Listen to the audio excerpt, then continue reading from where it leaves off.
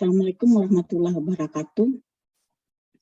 Pada hari ini saya akan membahas tentang cara membaca spektrum karbon NMR.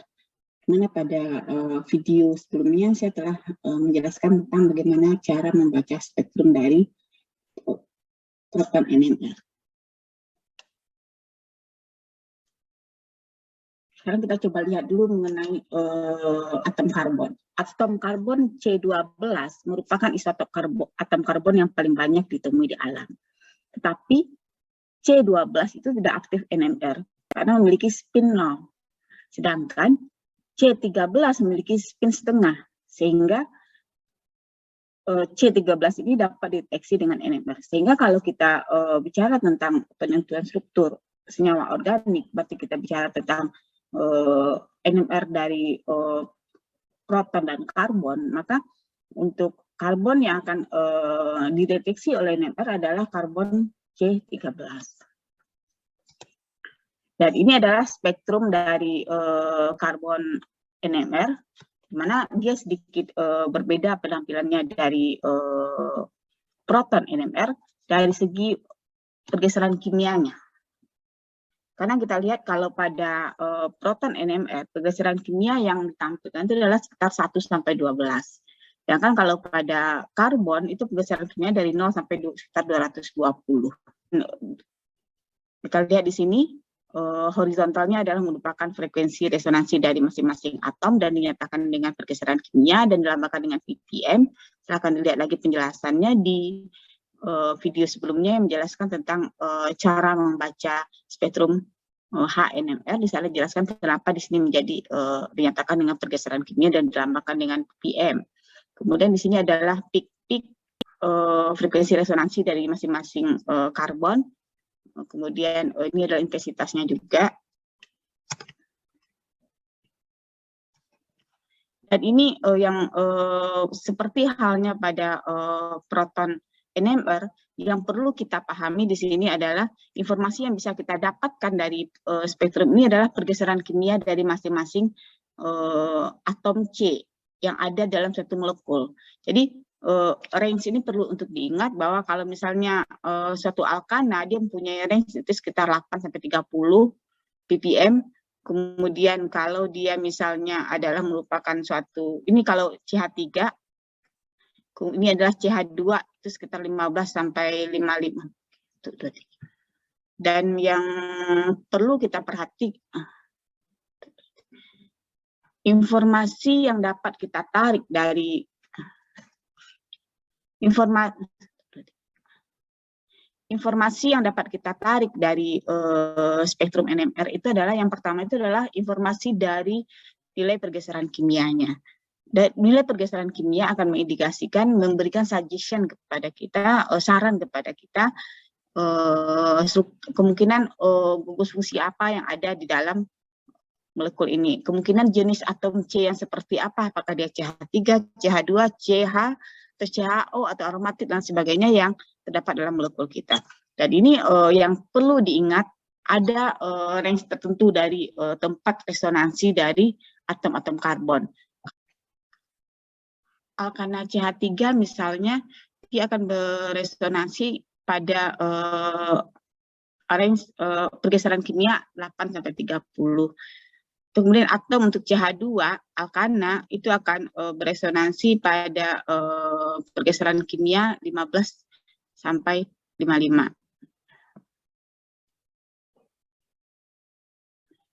Kemudian untuk CH ataupun C quaterner itu beresonansi di area sekitar 20–60.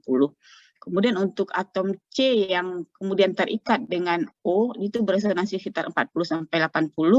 C dengan satu halogen itu di sekitar 35–80. Ini kalau dengan kloronya, kalau dengan bromonya 25–65. Kemudian kalau alkuna itu 65–90, alkena 100–150. Kemudian aromatik di sekitar 150 sampai aromatik di sekitar 110 sampai 175. Kemudian di area karbonil itu adalah 155 sampai 220, di mana untuk kategori karbonilnya itu ester ataupun anhidrida sekitar 155 sampai 185. Untuk aldehid biasanya adalah di sekitar 185 sampai 220. Efek elektronegativitas, hibridisasi, dan anisotropik terhadap pergeseran kimia atom C13 itu hampir sama dengan efek terhadap pergeseran kimia HNMR. Tetapi pergeseran kimia bisa mencapai 2 kali lebih besar. Elektronegativitas menghasilkan efek desolding pada C13NMR seperti halnya pada HNMR merupakan perubahan lebih besar pada C13NMR itu karena atom elektronegatif terikat langsung pada atom C dan efek akan hanya terjadi pada satu ikatan sel antara C dengan atom elektronegatifnya. Dan kalau pada proton, atom elektronegatif terikat pada karbon bukan hidrogen. Efeknya terjadi melalui 2 ikatan antara H, C, kemudian atom elektronegatifnya. Sehingga mengakibatkan efek atom elektronegatif yang terikat pada atom C itu jauh lebih besar efeknya terhadap atom C daripada kepada atom H. Pada HNMR, efek elemen elektronegatif terhadap perubahan pergeseran kimia berkurang dengan bertambahnya jarak, tetapi selalu sama pada arah yang sama. Nah, pada CNMR, satu elemen elektronegatif juga menyebabkan pergeseran ke arah downfield, artinya akan menyebabkan pergeseran kimia menjadi angka yang lebih besar. Pada karbon, posisi alfa dan beta, tetapi selalu mengakibatkan sedikit menyebabkan satu kesolding pada karbon gamma. Jadi kalau misalnya kita lihat di sini nih, ada suatu CH, C yang terikat pada OH, dia di sini akan menyebabkan pergeseran kimia di 61, kemudian makin di betanya mungkin masih ada efek, kemudian menjadi 32. Kemudian di gamma dia menjadi naik lagi, turun lagi pergeseran kimia menjadi 25, dan kemudian pada delta dia menjadi naik lagi. Itu ciri khas dari CNMR. Ini juga bisa kita lihat kalau tadi seperti yang saya jelaskan di slide sebelumnya. Ini range-nya. Kalau untuk senyawa karbonil, dan ini kita coba lihat untuk khusus untuk senyawa karbonil ya. Kalau dia nitril itu area sekitar 100 sampai 120, kemudian anhidrat itu adalah sekitar ini ya. Sekitar ini 150 sampai sekitar 170, kemudian klorida asam, amida, ester agak lebih tinggi lagi pergeseran kimianya, asam karboksilat bersama. Kemudian kalau aldehid itu lebih tinggi lagi, kemudian ada suatu alfa beta unsaturated ketones itu juga lebih tinggi, kemudian keton sendiri adalah lebih tinggi ppm-nya. Kemudian kita coba lihat di karbon, di spektrum karbon, memang sekarang tuh sering kita mendapatkan spektrum karbon itu dalam bentuk dia tidak ada pecahan sinyalnya. Tapi ini sedikit berbeda dengan suatu proton NMR. Tapi bukan berarti tidak pernah ada. Kadang-kala ada juga spektrum karbon ini ditampilkan dalam bentuk pecahan sinyal. Cuman caranya berbeda. Kalau pada proton, pecahan sinyal itu mengindikasikan berapa proton tetangga yang dimiliki. Jadi lebih kepada kalau dia pecah sebagai triplet, maka berarti atom H itu memiliki tetangga 2 proton, karena ada aturan N+1. Nah, sekarang kalau pada karbon itu berbeda. Pada karbon itu, kalau misalnya karbon itu adalah karbon CH3, maka dia akan sinyal itu terpecah dengan menjadi kuartet. Jadi tetap aturan N+1, tapi itu tergantung kepada dirinya sendiri punya H berapa. Kalau dia dirinya punya yang terikat pada atom C itu ada 3H misalnya, maka dia akan pecah sebagai N+1. Jadi akan pecah menjadi 4 kuartet kalau ada 3H. Kemudian juga kalau misal dia CH2 berarti C ini terikat dengan 2H, maka pada peak tersebut C ini akan muncul sebagai 2+1 sebagai 3 triplet. Begitu juga kalau satu atom satu gugus CH, maka dia akan terdetek sebagai sinyal doublet. Dan kalau dia C kuaterner, maka dia baru akan muncul sebagai singlet. Ini adalah berarti bentuk pecahan sinyal. Kalau dia itu adalah merupakan satu metil karbon, dia kuartet. Kalau metilen dia triplet. Kalau dia metin ada dia bentuk doublet. Dan kalau dia C quaternary dia baru singlet.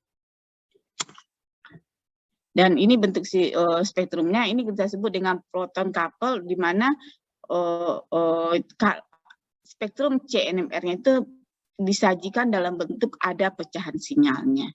Ada pecahan sinyalnya, kemudian di sini kita lihat di sini adalah merupakan kalau dia muncul kuartet, berarti ini CH3, ini CH2, ini CH2, ini CH3, CH2, CH2.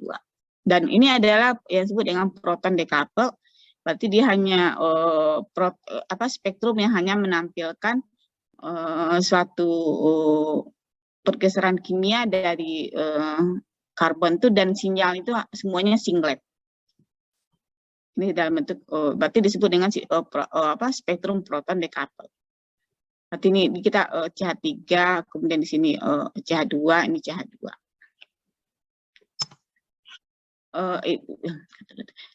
Untuk spektrum yang proton decouple ini kita bisa dibantu menentukan apakah ini CH3, ini CH2 atau CH2, CH itu dengan spektrum selanjutnya yang kemudian dikenal dengan depth.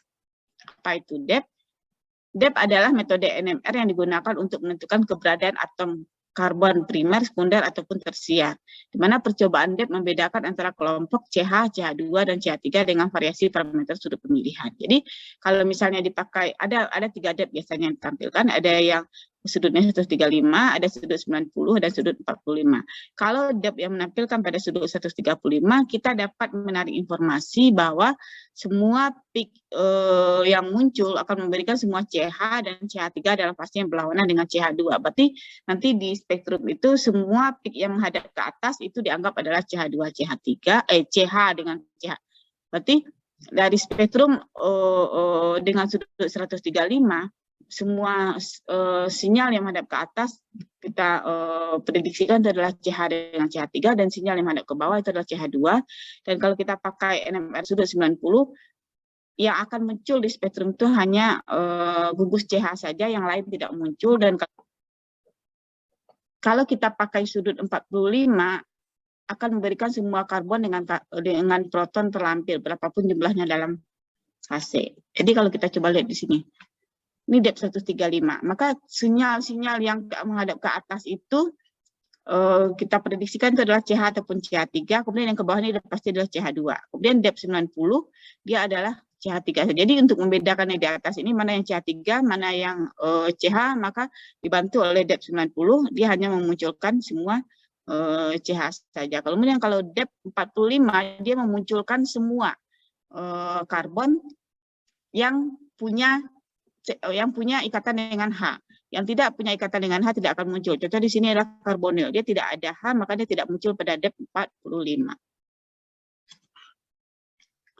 Selanjutnya ada hal yang harus kita perhatikan yang akan muncul di spektrum NMR itu, kita harus pahami adalah karbon ekivalen. Karbon ekivalen itu berarti bahwa karbon-karbon yang memiliki lingkungan kimia yang sama. Seperti kita lihat di sini, kalau dia karbon ekivalen, maka dia akan muncul pada peak yang sama, sehingga terjadi overlap, sehingga nanti intensitasnya menjadi lebih tinggi.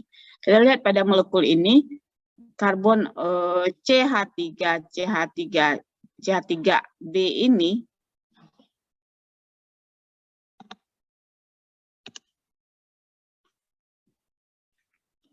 kita coba lihat pada molekul ini, kita lihat karbon B ini, kita sebut dia karbon yang ekivalen ketiganya karena dia sama-sama terikat pada karbon C ini.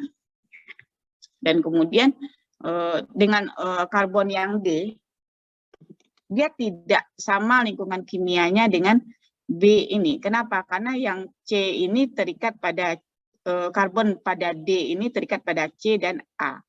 Sedangkan ini akan berbeda lingkungan kimianya. Mana kalau yang si B ini terikat pada C quaterner, ini terikat pada C quaterner dan C dari CH3 ini. Itu juga A ini dia beda lagi lingkungan kimia dengan B, C, dan D. Sehingga nanti di spektrum kita akan hanya melihat ada peak-nya itu adalah akan muncul peak A, peak B, peak C, dan peak D. Berarti akan ada 4 sinyal saja. Kadang-kadang yang peak D ini akan muncul sebagai satu sinyal. Sehingga ini adalah A untuk CH3. Ini adalah untuk CH2 yang ini adalah untuk CH3. Dan tadi saya bilang bahwa ada 3 CH3 yang di sini, maka overlap sehingga dia menjadi tinggi. Kemudian ini adalah untuk C kuaterner yang C. Kemudian ini adalah untuk CH2. Sehingga ini yang kita maksud dengan karbon ekivalen, yaitu karbon yang memiliki lingkungan kimia yang sama, sehingga dia nanti akan muncul di spektrum itu sebagai satu sinyal yang overlap, sehingga terdetek seolah-olah hanya satu CH3 di sini, padahal di sini ada 3 CH3.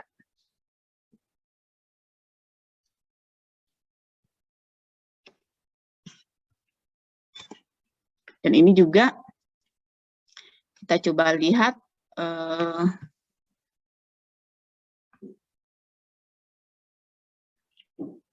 ini lingkungan kimianya sama, dia sama-sama terikat kepada atom D. Kemudian ini lingkungan kimianya sama, dia sama-sama terikat dengan D dengan C, dan ini beda sendiri. Ini beda sendiri. Sehingga nanti yang akan muncul peak itu adalah 1, 2, 3, 4. Berarti yang akan muncul peaknya adalah ini A, B, C, D. Karena C itu overlap, kemudian A itu juga overlap, sedangkan B dengan D itu masing-masing hanya satu peak.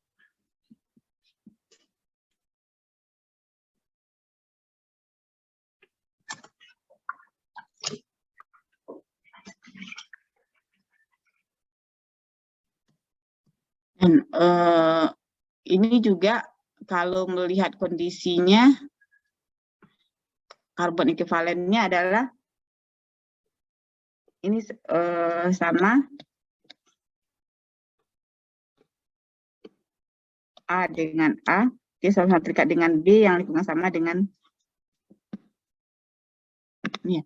B ini lingkungan kimianya sama karena dia sama-sama terikat dengan C dengan A. Kemudian A ini lingkungan kimianya sama, sehingga nanti akan muncul hanya 3 peak. Dan ini juga kita bisa lihat, ya, ini D ini muncul sendiri. C ini sama-sama terikat sama D, lingkungannya sama. Ini A itu sendiri. B. Berarti akan muncullah sinyal nanti A, B yang overlap, C yang overlap. Kemudian ada D di sini, karena ini adalah daerah karbonil.